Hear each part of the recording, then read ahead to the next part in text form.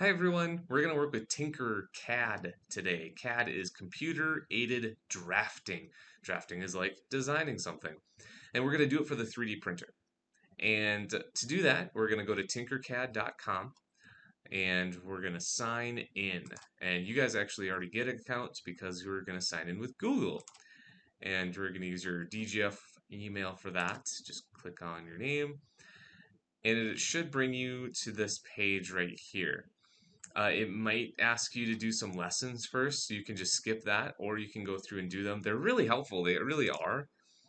They show you how to do all these things, but playing around with it honestly is helpful too. So if we just go to 3D designs on the left side here, we're going to create a new design. These are all the ones I've done over the years. Some of them are for robotics or just for fun. But yeah, so like these are the Among Us goggles that are on my pink guy. That's this or this hat thing. Anyway, there's a lot of cool things you could do with this. We're gonna create a new design though, because you guys are gonna be creating a design. I'm gonna try and print it for you. So this is my workspace, and on your workspace, it helps to have a mouse because then I can click on my right click and I can drag and I can move my workspace around really easily. If you don't have that, you have to kind of click on this stuff and that gets a little weird. Anyway, so this is my workspace. Over here on my right, I have my objects that I can use, basic shapes. I want you to stick with basic shapes. There's other things you can use, like these characters or something. And that's great. Those are cool, but you're not allowed to use them. You have to use the basic shapes. So basic shapes include text, random blocks, and you can put them together in really cool ways to make cool objects. But those are what you're gonna have to stick with for this stuff. So the first one we're gonna do is a box. Cool, not super helpful, but I can manipulate this and do stuff to make it cool. And we're gonna start with like a name tag. So I'm gonna make it about 5. It's millimeters, by the way. Millimeters. That's about half a centimeter tall. You can make it as big as you want, but I am gonna shrink it so that it fits on the 3D printer. So, and if it doesn't fit, I can't print it. So if it's super tall or something, or too long or whatever, then we're gonna have to adjust that. So I would just make it fit on this workspace and don't make it too tall, I guess. So I've got kind of this thing here. I can adjust some things over here, like the radius to make it rounded. I'm going to do that so that it's not so sharp, I guess. And then I'm going to put some text. I could scribble too, which is kind of cool because it'll let you draw stuff.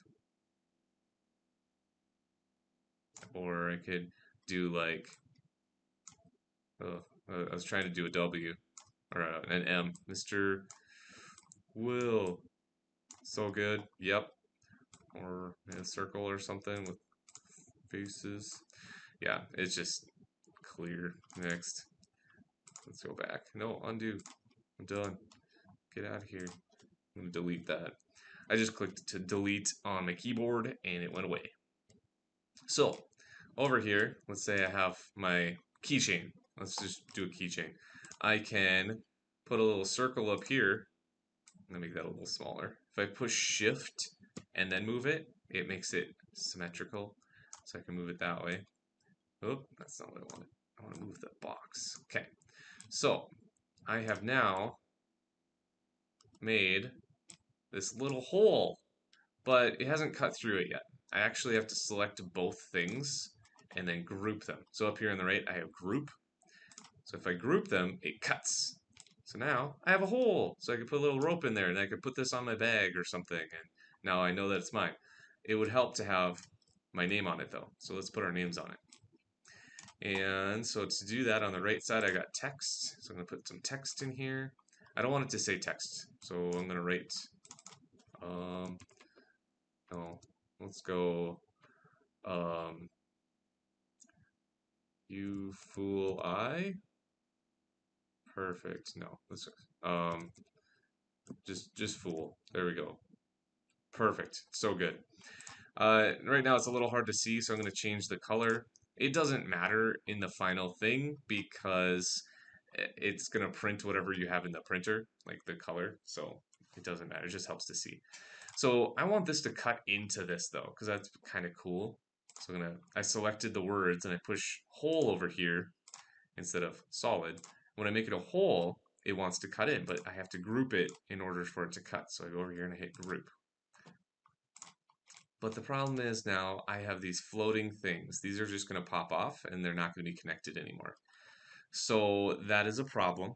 And you can fix that, I guess, by having a connector. So if I shrink this down and make it skinnier, I can plop this in the middle. And now it's connected. On this one anyway. I'd have to do the same thing on that. I also have to group that now in order for it to be connected. Otherwise, it's just a loose piece and it won't print it. So that's kind of an idea. You could do this. Again, making that connected. You don't have to cut it in there though. So let's say I change my mind. I can ungroup. Well, I have to do it twice now because I did this thing. I'm going to delete that. So I'm going to do it again. Ungroup. Cool. So I have this. How about I just want to cut in a little bit?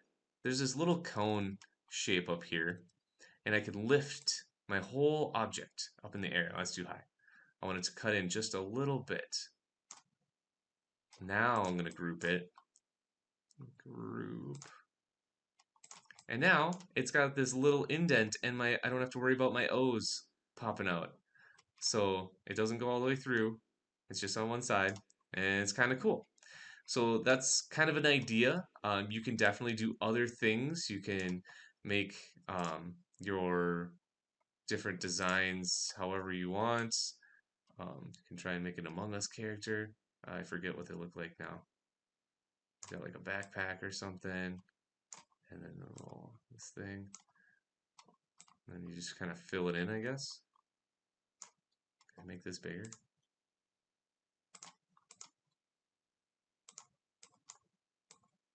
Whoa, okay. Anyway, I haven't played with this enough. I need to do that. So, you can do a bunch of cool things with it. This looks really fun. I like this a lot, actually. But, I'm going to delete you. So, let's say I'm done with my object. I did something I like. This is cool. I just want this printed. This is great. Before, I gotta show you one more thing. So I'm going to undo this. Let's say it's a little off to the side. Oh, I want it to be in the middle. If you select both things, and up here there's this align button, if I click on that, it gives me all these points. But I want it to be in the middle and the middle. So I click these two middle things, now it's exactly in the middle. I like it a lot. So I'm gonna group them now, and it cuts it in. Ta-da! And I'm done. Cool, so I have my object. I like it. I'm going to export it as an STL.